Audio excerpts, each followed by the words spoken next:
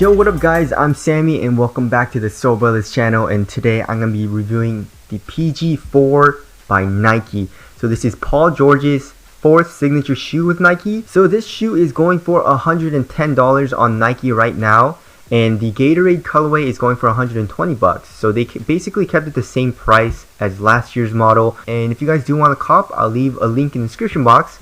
But let's get it started off with the traction. So for the traction, they kept it pretty similar to the PG3, but switched it up just a little bit. You still have circles for the outsole pattern, but you have more circles inside of the circle. And as far as just the durability doesn't seem very good to me, especially these equal signs and also these nub patterns inside these circles don't seem durable. You know, super soft. So outdoor use is not recommended, and even on indoor use, I do have a little bit of fraying, or actually a good amount of fraying. Durability doesn't seem good. You know, classic Nike nowadays, they're making really soft rubber. As far as on the clean court, how is that stop? The stop is really nice. There's a nice little squeak to it as well. But on dust was not, I mean, it was okay. You know, it did pick up dust, and occasionally I did have to wipe. It didn't pick it up super fast, but wiping it off is kind of a chore. So once dust got stuck on the outsole, I'd have to wipe a couple of times to get all the dust off, and then I would have a few good stops.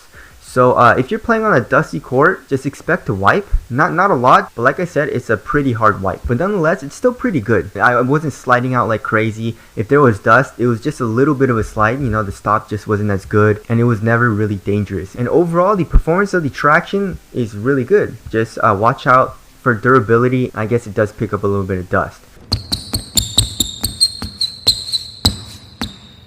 Alright, moving on to the heel to toe transition. Heel to toe transition is really smooth on this shoe. You have a very nice heel compression, pretty curved shape here in the heel, a curved shape here in the forefoot, and a nice flex in the forefoot as well. So heel to toe transition is very smooth. Alright, moving on to my favorite part about this shoe, and that is the cushion. So for the foam, it doesn't really say what the foam is, but this foam is really soft. It feels pretty similar to the PG3 cushion, but maybe a little bit softer. There's a lot of compression in the heel and also the forefoot. It provides very good impact protection. Just a slight bit of bounce. It's more on the soft side, not the springy, fast rebound type of cushion. It's more soft. Court feel was really good, and they put an entire full-length Air Strobo unit inside of this shoe. And you know, I was a little disappointed when I first found out what it was. You know, because Nike Air, you know, we felt it in the Jordan 11. And it's okay. It definitely didn't feel as nice as, you know, full-length Zoom setups in those shoes. But the Air Strobo unit is basically just right underneath your foot, and it's incredible. It just brings the comfort level of this shoe to like maximum, you know? Like, for example, in the KD12 and like the full-length Zoom Strobo units, they feel really nice and bouncy. But that tension and that I guess that pressure that's always put on your foot can get a little uncomfortable after like a long period of, you know, standing in it. But this Air Strobo unit, it's a nice soft compression, and obviously it's not as bouncy as Zoom is, but it's just a nice soft cushion setup, and coupled with the soft foam, it feels like this is probably one of the most comfortable cushion setups that I've ever put on my foot, and I love it. It's so the sexy time for your feet. And I feel like some people will disagree with this, and I feel like some people will get mad that I'm saying this, but in my opinion, I like the Air Strobo unit more than the Zoom Strobo unit. And also, you don't feel like super slow or anything. You know, there's just the right amount of compression. This Air Strobo unit probably isn't super thick. I'm guessing around 7 to 8 millimeters thick, and the cushion also isn't like super mushy and soft. It's just the right amount of cushion for me, in my opinion. So this is by far my favorite cushion setup, probably of all time. That's how much I like this. So yeah, there it is. That's the cushion setup for the PG4.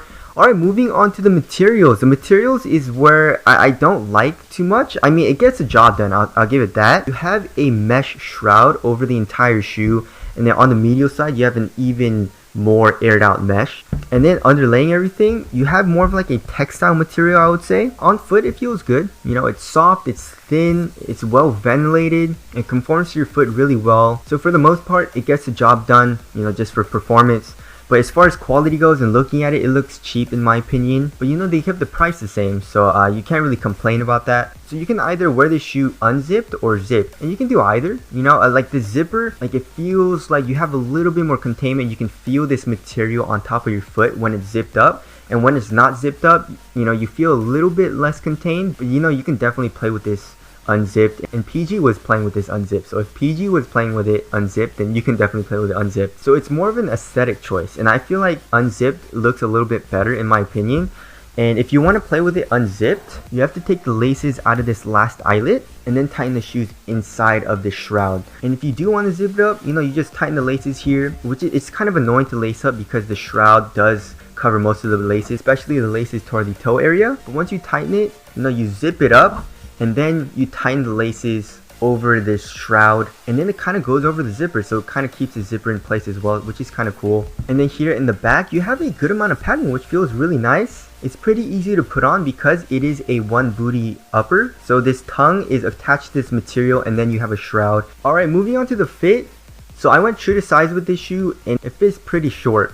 So my toe is literally like right here, and it's pretty uncomfortable. Like I always say, I like to have my shoes really snug when I'm playing ball, but I feel like this is a little too much. So I would suggest going up half a size. If you don't mind that, and if you don't mind your toe being like right there, then go true to size. But for most people, I would suggest going up half a size. And for the width, I would say it runs kind of narrow, and then in the toe area it's really snug as well. If you're a wide footer, probably go up a full size, or maybe even a full size and a half. And if you are worried about the shoe being a little too snug, this material does stretch out a little bit, or actually a good amount, so you should be fine if it's a little snug at first. Alright, moving on to support and lockdown. So for lateral containment, I didn't really have any issues. You do have an internal TPU heel counter, and then you have this fused material here on the lateral side, which is kind of weird, but they obviously had to add that because this mesh material really isn't supportive. And then for lateral stability, a lot of people were saying, this shoe might not be laterally stable because it doesn't have an outrigger, which is true, but it does protrude out a little bit. And also the cushion is low to the ground, and it's a flat base. So I really didn't have any issues with this type of movement. I didn't feel like I was gonna roll my ankle or anything. So to me, I was laterally stable. So support and lockdown seems good, and obviously it is a low cut shoe, so you're not gonna get any ankle support or anything. As far as the weight goes, the shoe is 12.63 ounces. The average weight of my shoes is around 12.5 ounces, so that's basically average. And let's try the right pair. Oh, 12.1. What? 12.13. Okay, why is there such a big difference? 12.13 versus 12.63. 0.5 ounce difference. That's pretty insane.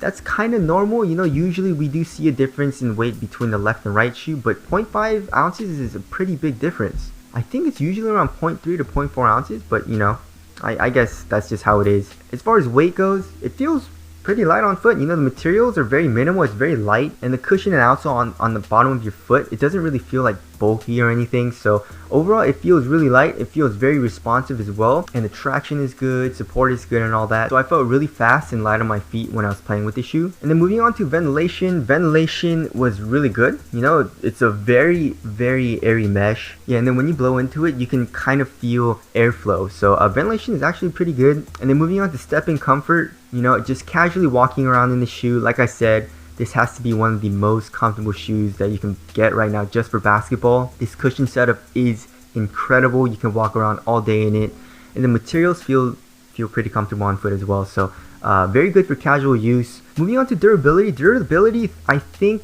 is going to be an issue. The outsole doesn't seem very durable, with the really soft rubber. The cushion also doesn't seem like it's going to be very durable. Like the air sole unit, I don't think it's going to be an issue, but this foam, I feel like will bottom out pretty quickly. And then this mesh material, mesh isn't very durable, and also didn't really include any type of fuse in the toe area. So if you do a lot of toe drags, you should watch out for that. Alright, moving on to the aesthetics. It's growing on me a little bit. You can Nike ID this, and I made some pretty cool colorways, and I really like that plaid colorway that came out. I still don't really like the overall design from an aesthetic standpoint, but it definitely did grow on me. Like at first I really didn't like it. Tell us your thoughts on the aesthetics of the PG4 down in the comment section below. So wrapping things up, PG4, I mean, Paul George and the designer just killed it in this shoe as far as performance goes. I love it. Everything about this shoe is incredible. The only thing I kind of didn't like is the traction on dust, but that also wasn't like super horrible. It's probably one of my favorite shoes right now to play in. This shoe is definitely going to be in a lot of lists, and it's going to be in my bag for a long time. So PG4, 110 bucks.